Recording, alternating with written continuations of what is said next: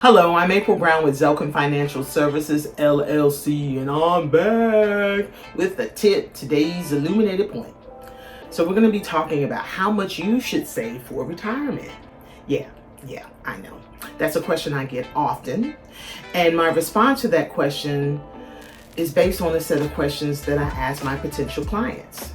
So I know you're saying, April, you never answer a question with a question. However, that depends. That depends on, what you're asking me. However much you think you should save, it's not really an easy answer to that question. So there's no perfect formula.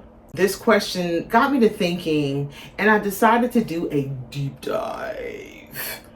And what the experts recommend is, when saving for retirement, an annual retirement savings goal of 10 to 15% of your pre-tax income. Yes, your pre-tax income.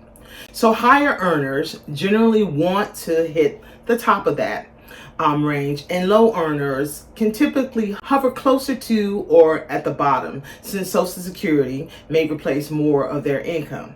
Now, I want to add that in 2033, Social Security benefits may be significantly reduced. That's what the experts are saying. So when you're thinking about how much to save, just keep that in mind. So just food for thought. More than likely, your retirement goal will depend on your future, both the known and the unknown parts, such as your life expectancy. My question for that is, how long do you people live? Your current spending and saving levels, budget. And thirdly, your lifestyle preference in retirement. So meaning, I always hear that people want to live comfortably. And my response to that is, well, what does that look like? And what do you mean by that? So I'm going to say this.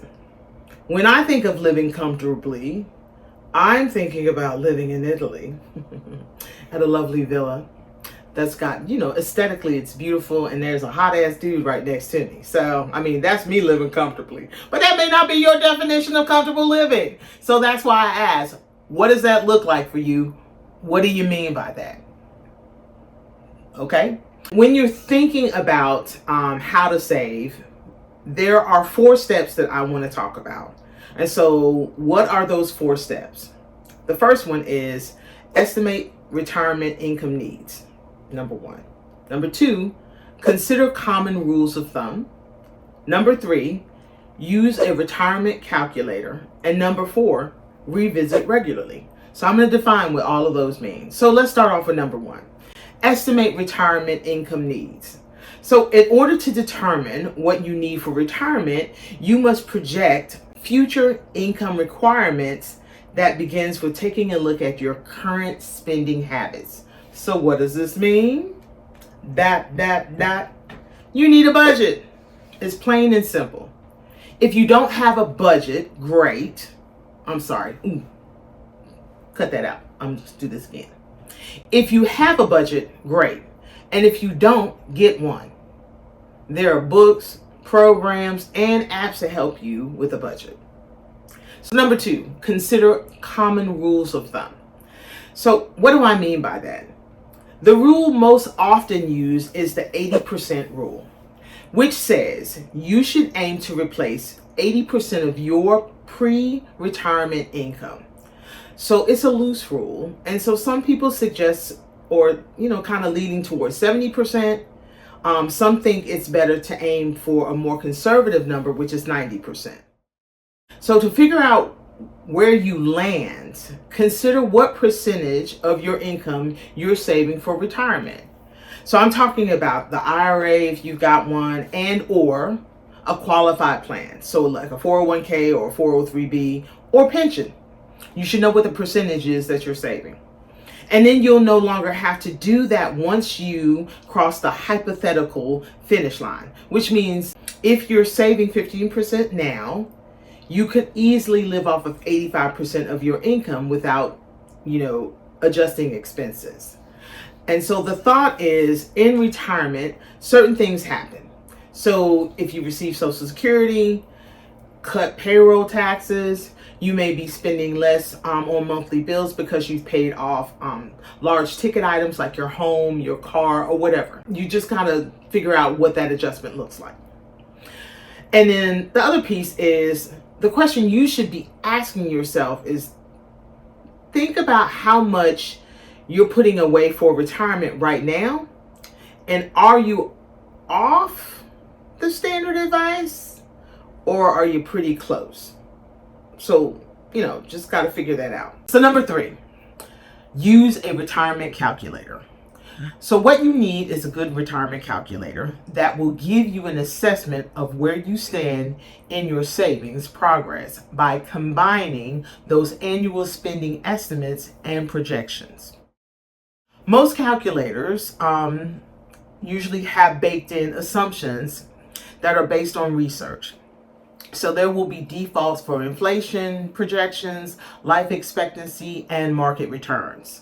So when you are using the retirement calculator, don't forget to incorporate what I call longevity. So meaning, how long do your people live? Hence, I'm talking about that again. What are your investment strategies? Meaning, are you more into bonds and or the market? That kind of thing. So those are the things to consider. And the last piece of this, step number 4, is revisit regularly. So circumstances change and your retirement needs will change with them. So depending on what has happened, whether you get a new job, a new baby, or a new passion to travel the world at age 65, or when you hit 65, it makes sense to perform these retirement calculations fairly often. And you ask, April, how often should I do it? And I'm going to say annually, because you never know. I mean, I've talked to people who, top of the year, things were cool. Mid-year, something happened, and hell, by the end of the year, something else happened. And so they needed to make adjustments. So I want to leave you with this. According to the 2024 Employees Benefit Research Institute Retirement Confidence Survey, it says 68% of workers feel confident that they will have enough money to live comfortably in retirement. There's that word again, comfortably. We've already talked about that. So that's up from 64% in 2023, but it still leaves plenty of people who don't feel confident about retirement. So 60% of workers cite debt as a problem for them. So what that means is that debt, the rising cost of everything, a job loss, or other financial burdens are all good reasons to revisit and readjust your retirement plans. So planning is a must. Hope you got something out of this. Hope you learned something today. Please like and subscribe to my YouTube channel. I am April Brown with Zelken Financial Services, LLC. And until the next time, have a great day.